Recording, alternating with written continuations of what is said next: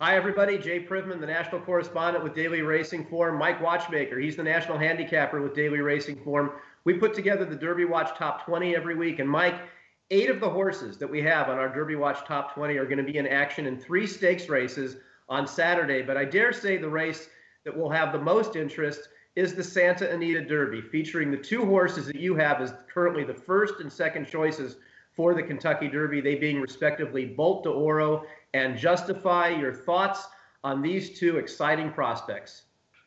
You said it, Jay. They are exciting prospects. They're very, very talented horses who have their best races in front of them.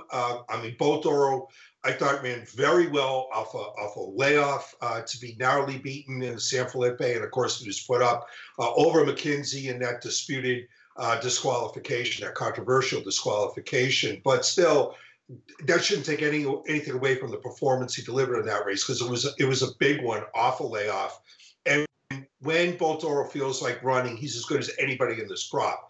And he showed that last year when he won the front runner, which was arguably the best race by a 2-year-old all last year. And the only concern I have with him is that the San Felipe was such a strong, a demanding effort. It was a hard-fought race. I wonder if he might be susceptible to some sort of form regression. But of course, I'm sort of like picking at straws here. I hope it doesn't happen. I hope he runs well, because it's good for the game. As for Justify, geez, you couldn't ask for a horse to be more impressive winning his first 2 career starts than Justify. In his last win, coming in a 2-turn allowance race at Santa Anita the day after the San Felipe, he didn't beat a particularly good field, but this was all about the way he did it. He was just, in a twinkling, he put that field to sleep, and he just ran away and won big. The one thing I worry about is that it's supposed to rain Saturday out your way.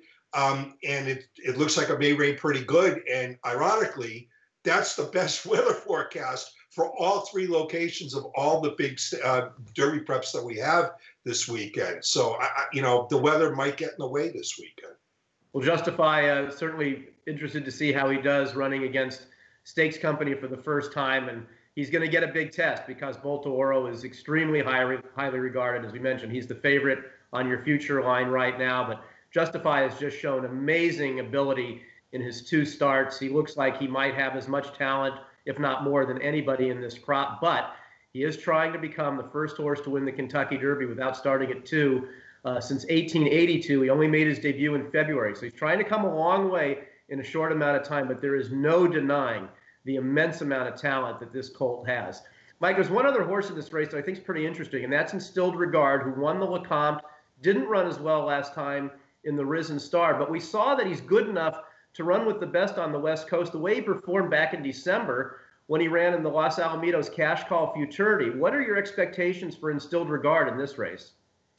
Well, it's very interesting, Jay, because we're looking at the replay of the Los Al Futurity, and he was mixing it up with McKenzie and Solomini, 2 solid Southern California 3-year-olds. But he came back and won the Lecomte, and then he finished a disappointing 4th in the Risen Star. The thing that is that his buyer figures haven't moved anywhere since the race we just looked at. That was the Los Al Futurity in December. He's been in the low 90s ever since in 2 starts, and he really needs to improve in that department in order to be even in the same frame as Bolt d'Oro and Justify, who are going to put up triple-digit buyer figures in their sleep. So Instilled Regard is really looking up at the other 2 in this spot. He's going to have to take a big step forward. Well, speaking of a horse, Mike, who we need to see take a big step forward, let's turn our attention to the Bluegrass Stakes, in which Good Magic, last year's champion 2-year-old, winner of the Breeders' Cup Juvenile, will make his 2nd start of the year. I was disappointed in his fountain of youth. That said, he did show a lot of improvement last year from his first start to his subsequent 2nd and 3rd starts, his 3rd start being that Breeders' Cup win. I want to see him take a step forward. I'm hoping he takes a step forward.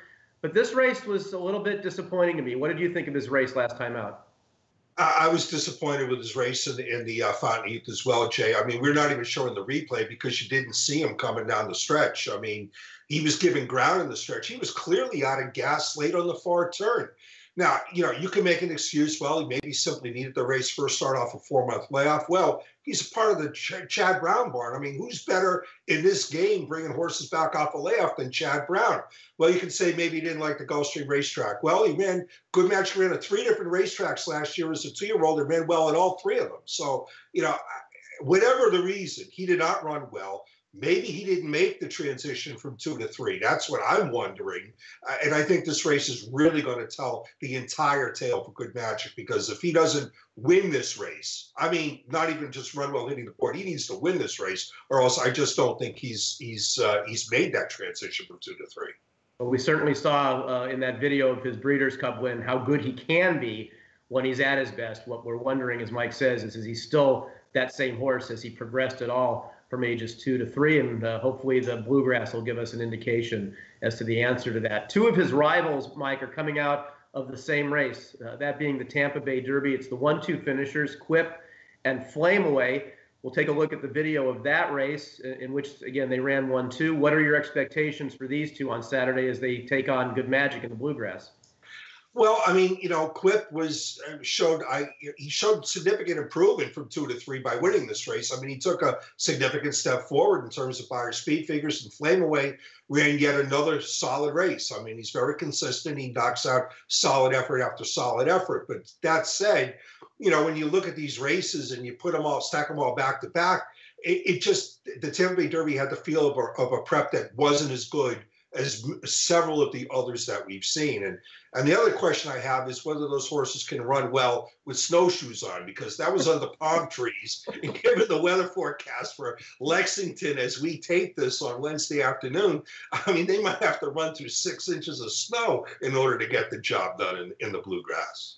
Well, that'll be yet another thing to note on the past performances. We at least have the mud mark. Maybe we'll have the snow mark for whoever runs well in the Bluegrass. The last race we're going to take a look at is in Mike's backyard. That is the Wood Memorial at Aqueduct. 2 of the horses on our Derby watch list are in this race, including Enticed, who comes off a win in the Gotham.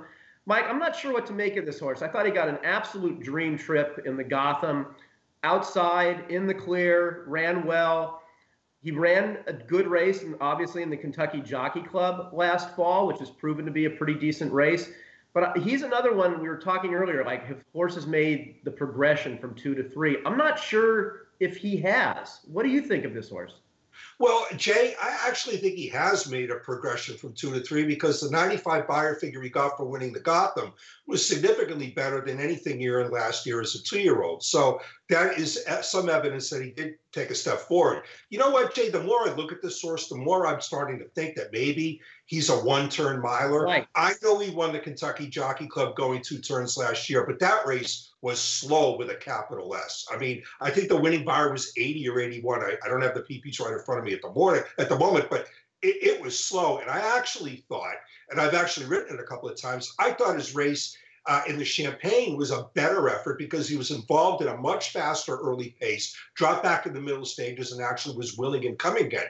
Notably, the Champagne was a 1-turn mile. The Gotham was a 1-turn mile. This is a 2-turn mile and an 1/8. And I'm thinking maybe Enticed might be vulnerable going 2 turns, at least at this point in his career. Right, and that's the point I was making regarding, maybe not as eloquently as you did, regarding had he gotten better from 2 to 3. I'm not sure he's as good from 2 to 3 around 2 turns. And that, I agree with your point that he might be a 1-turn horse. There's another horse in this race, Firenze Fire, who we both have thought is a 1-turn kind of horse. He's in that race. He's not on our Derby watch list, though.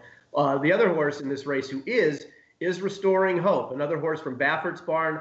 He is shipping back there only off of a maiden win at Santa Anita. But, Mike, this is a horse who's been very highly regarded, and he worked out tremendously on Monday, just a couple of days ago, in company with Solimini.